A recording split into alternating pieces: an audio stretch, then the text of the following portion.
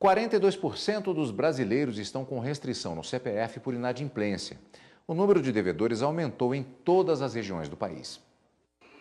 Segundo dados do Serviço de Proteção ao Crédito da Confederação Nacional de Dirigentes Lojistas, o número de devedores no país cresceu 4,7% em junho, em comparação com o mesmo período do ano passado.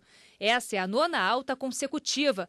O SPC Brasil e a CNDL estimam que o primeiro semestre deste ano fechou com aproximadamente 63 milhões e 600 mil brasileiros como CPF restrito, em virtude de atrasos no pagamento de contas, o equivalente a 42% da população adulta. E houve alta no número de inadimplentes em todas as regiões do país. A mais acentuada foi na região sudeste, onde o crescimento foi de 9,88% em junho, em comparação com o mesmo período do ano passado. Em segundo lugar ficou a região nordeste, que apresentou crescimento de 4,81%.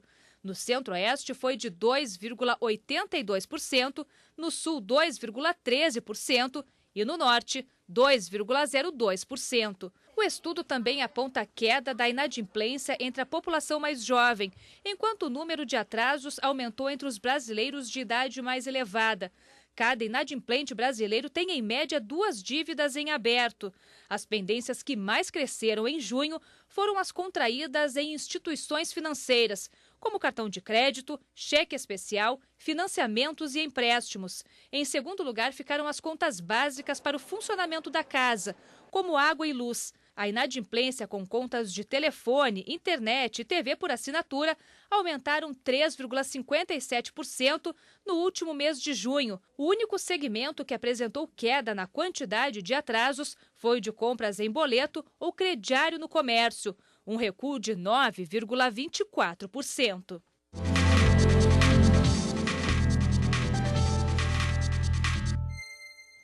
Para falar mais sobre o assunto, recebemos aqui nos estúdios da TV Justiça o advogado Benjamin Barros, a quem, antes de mais nada, agradeço pela presença conosco aqui na TV Justiça. Muito boa tarde. Boa tarde, obrigado.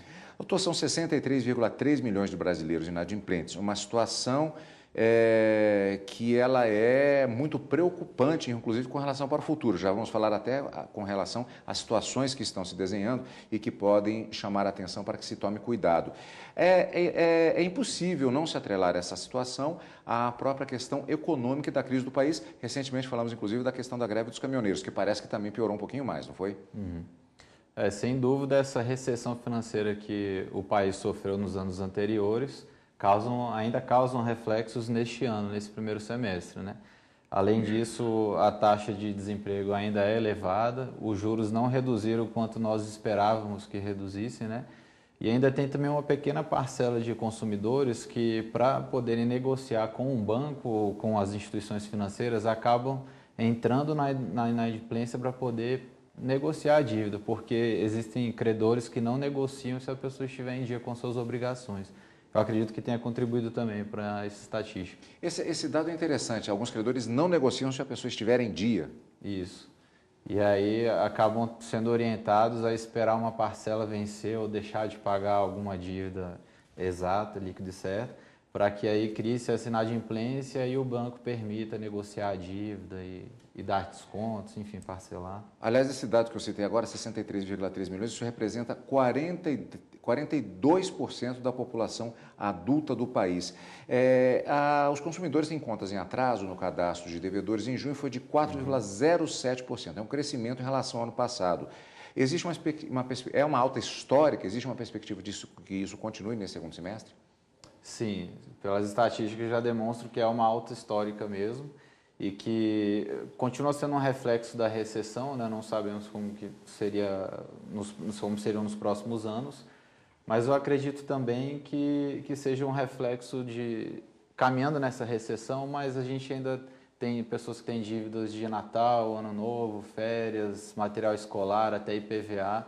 eu acho que isso também, nesse primeiro semestre, acaba sendo responsável por um aumento também. E o pior é que tudo isso está vindo exatamente de novo, já a perspectiva do segundo semestre, entrarmos exatamente nesse período. Só que, além disso, doutor, nós temos uma perspectiva, salvo engano, em 30 dias, da nova regra do cheque especial. Há um sinal amarelo aí de quem está devendo e de quem talvez ainda não esteja. É necessário tomar cuidado. Como é essa regra? Sim. O mercado, os bancos e as entidades vinculadas têm se preocupado com isso. Ano passado tivemos a questão do cartão de crédito, né, o crédito rotativo, e agora em julho entra em vigor uma autorregulamentação dos bancos de que se o consumidor utilizar por mais de 30 dias 15% do cheque especial, o banco será obrigado a fornecer uma alternativa de parcelamento mais barata. Então, assim, já é um sinal de que todos têm se preocupado em controlar as despesas, né, a inadimplência mesmo.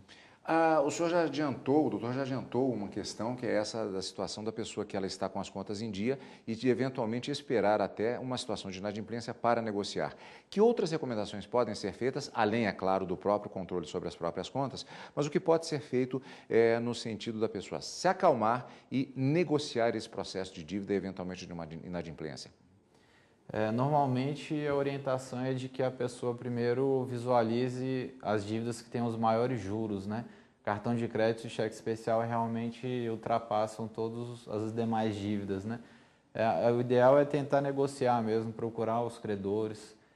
Hoje em dia existem formas de substituir essa dívida, né? Fazer portabilidade de dívida também, de financiamento. Procurar negociar dar prioridade para esses juros mais altos, né? E tem gente que faz um refinanciamento ou pega um empréstimo com juros mais baixos também. E a ideia é evitar de se pegar novos créditos e ficar uma bola de neve, né? Acumulando mês a mês mais juros e mais débitos, né? Essa do cartão de crédito é importante, porque às vezes vem ali, parcelamento, primeira prestação, a pessoa deve 2.000 e primeiro pagamento 100 e poucos. Quando ela vê, aqueles juros já se transformaram numa bola de neve, realmente é um problema muito sério. E o tribunal até aqui do DF tem um programa de endividados também, que é justamente para poder reunir esses credores comuns, né, na vida do cidadão, que são os bancos e outras entidades, e tentam reunir para formalizar esses acordos, fomentar, planejar ali essa recuperação do crédito da pessoa, né? Dica sensacional, doutor. Muito obrigado pela sua presença aqui conosco para falar a respeito desse tema importante. Muito obrigado. Obrigado.